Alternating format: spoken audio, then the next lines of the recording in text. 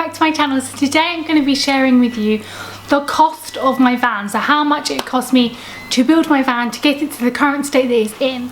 So I filmed a van tour for you and I wanted to share with you kind of the cost of the van, how much it cost me, because having a van, like a van to convert, a camper van, was one of my dreams, and it has been one of my dreams for an extremely long time. Like, I love camper vans, I love the idea of living in a van. Obviously if I didn't own my own home then I would go out, and I have contemplated so many times putting my house up for rent and just going away. And obviously, as you know, I work in events, and despite the fact that they're currently being cancelled due to the worldwide pandemic, it does mean I travel around a lot, which was one of the reasons why I wanted to purchase a van.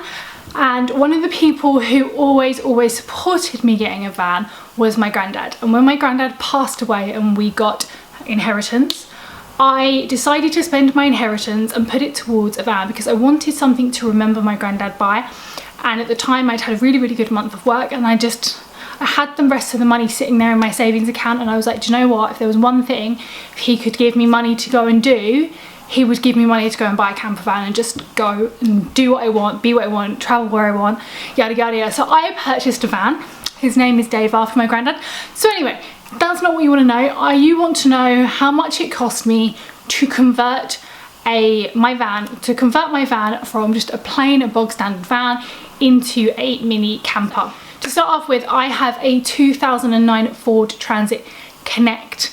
I decided I wanted a smaller van. I am more of a confident driver now than I ever was before, but I'm not very confident driver to drive like a really big motorbike, a really big van. So I had to know that it would be small enough to kind of fit in my drive when I'm not going around, but also big enough for me to essentially have two people stay in it. And it cost me £2,650 to buy the van. That was the cost of the van. I paid in cash.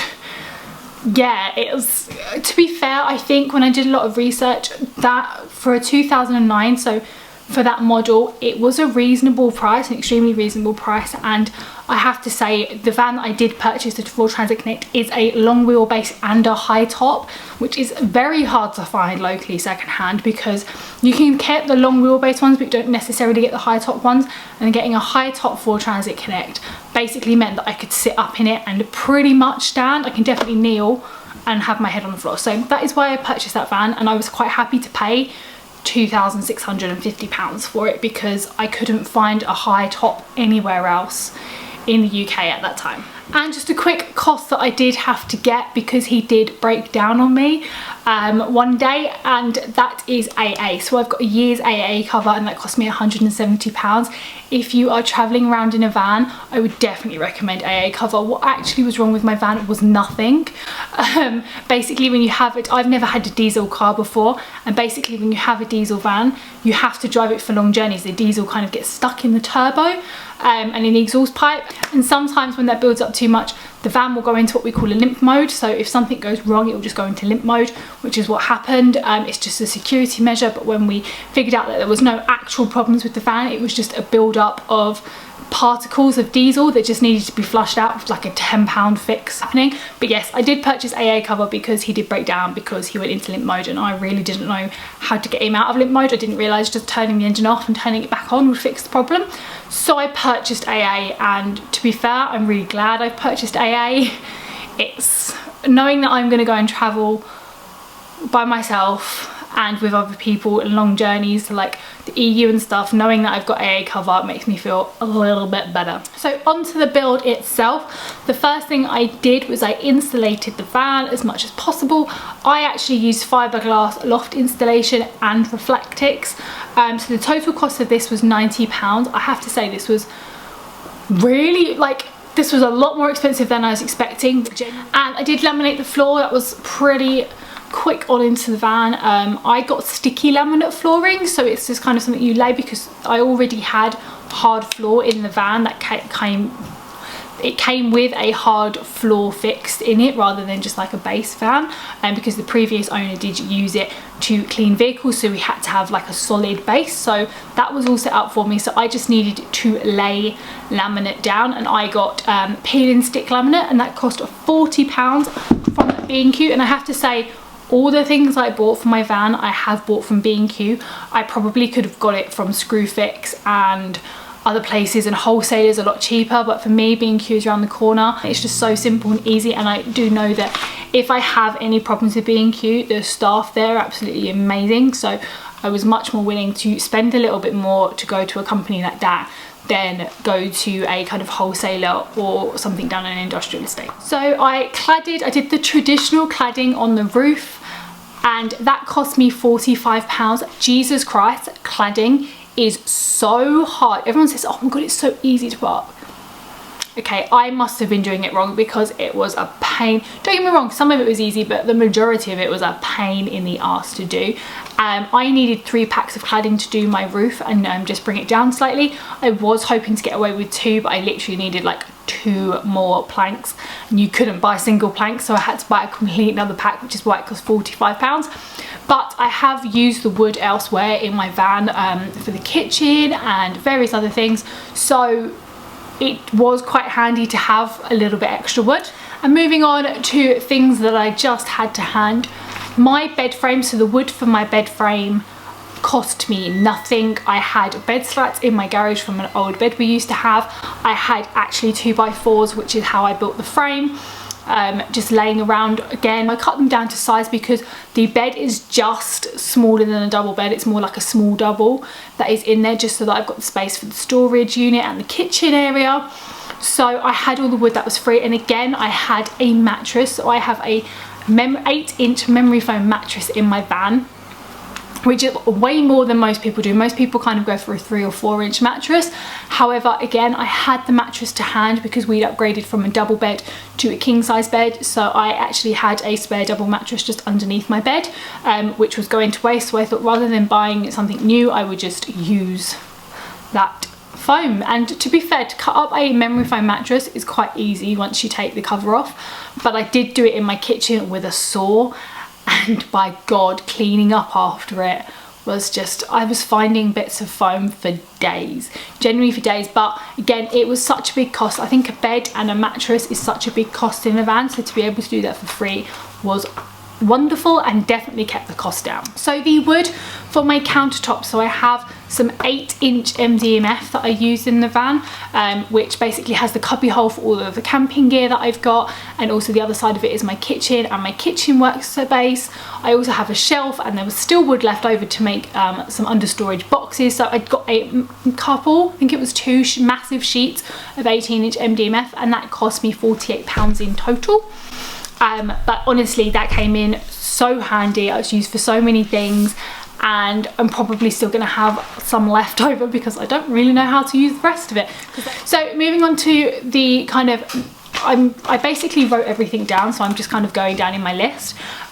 So as I said, I obviously have a kitchen inside my van, so I bought a 3-burner cooker. It is a gas cooker from Millets, and this cost me £80. And the reason I got this over kind of the ones where you can just, the 1-burners where you can insert the gas canisters, was purely because I will be camping with family, I will be camping with my partner, sometimes, not all the time, but sometimes obviously we'll be going away together, and I wanted to be able to have the option to basically cook breakfast and make tea at the same time, rather than only having 1 burner and having to do one thing at a time.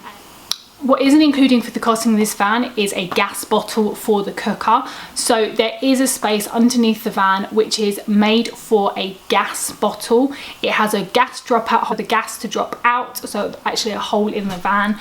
So it's got its own chamber in there, and obviously there is ventilation. I would not cook with gas without ventilation. I'm not that stupid, but that is why I got a really big kind of more permanent fixture cooker. And I also, when I was in Millets, picked up a fire pit for our camping. Solly really likes building fires, and I think that's something nice to have when you go camping. So I did buy a foldable fire pit, which also turns into a barbecue that literally just slides into the camping bit just down the side of the bed, and was really happy with that. I was quite happy to pay £30 because it takes up no space at all.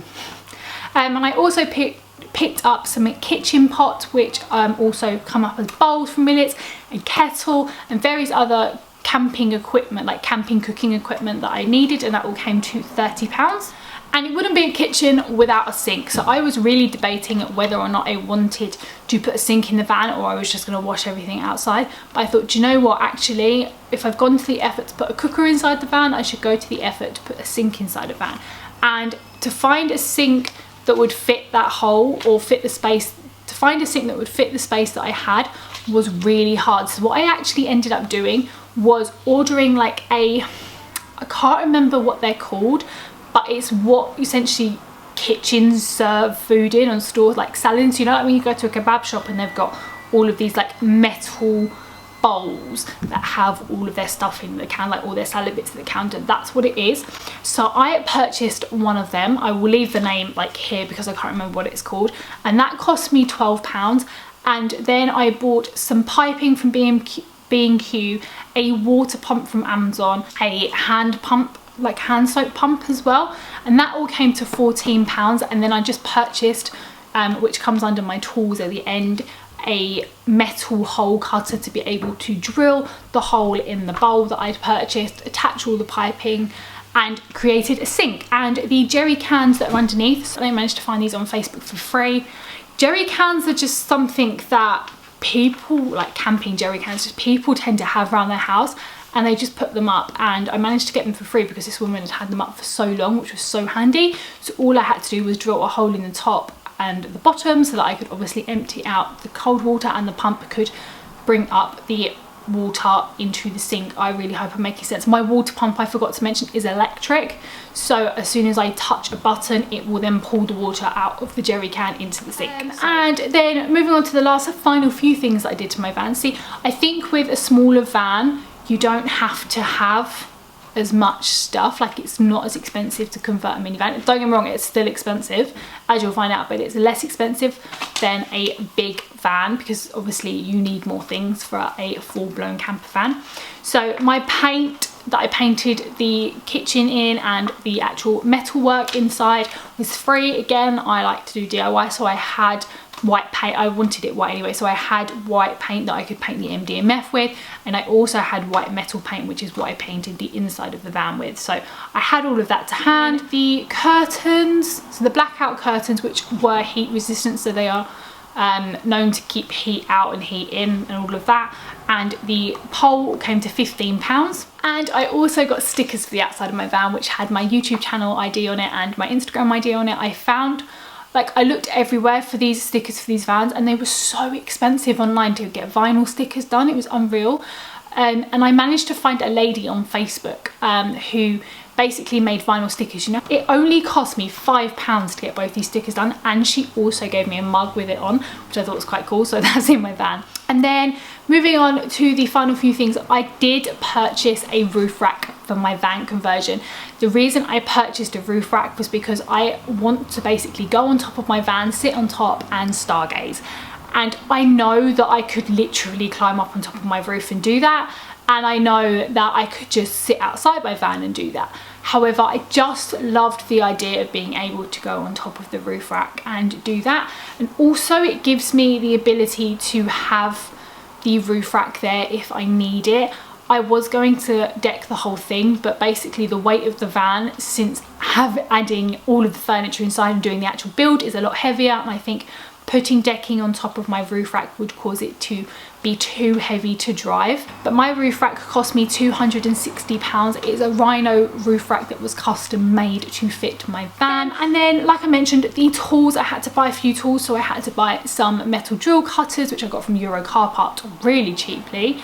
I also needed to find drill hole covers, nails, all of these type of things, and screws that I needed to build my van. All came to £26, which I've added onto my list, and the rest of the wood I'm expecting to purchase. So the last final bits of 2x4s that I need to build my overhead storage, final supports for the double bed frame that pulls out, is around £40. That's what I've budgeted based on looking through how much I need and how much I've spent before, etc, etc. So the total amount of money it cost me to do the build of the van, so the actual build including the roof rack, was £735. And if you add that with the cost of the van and also the AA, it comes to £3,555, and that is pretty much how much I spent on my whole van and how much including what I'm predicting to spend on the final parts of the van build. I haven't included my insurance in this. My insurance is £72 a month, which for someone who is 26-year-old with 6 years no claims bonus is a little bit extortionate. However, I do find when you're getting van insurance, if you do not have windows in the back of your van, the insurance cost is a lot higher. So do bear that in mind. If you're doing a van conversion and you want lower cost insurance, it might be worth actually getting windows fitted in the back of your van. So that is everything. That is this video. I wanted to film this video because when I was looking at van conversions, people were showing me their van conversions, but no one really spoke about the exact cost. But no one really kind of goes into, this is how you do your van build, this is how much it cost me, and you can see how I brought it together. I did build this van all by myself, pretty much. My dad helped me cut out some MDMF because me and a jigsaw do not get on at all. It scared the living shit out of me when I used it. And Sol helped me here and there, just hold bits of planks up and fit the roof rack, for instance. But I cut the wood myself. I screwed it all together. I built this with so much love. And I think that's one of the reasons why I love it so much. If you are considering getting a van build, because as a woman by myself, just going to put it out here, it's not really a thing that people expect us to be able to do. And I'm here saying I have zero DIY skills, however somehow I built a van. If you have any questions about van builds or how I did it, or if you're interested in it, anything to do with van life, please leave them in the comments down below and I will join you in the discussion there. And as always, if you like this video, please give it a thumbs up and consider subscribing, and I will see you next week for another video. Bye.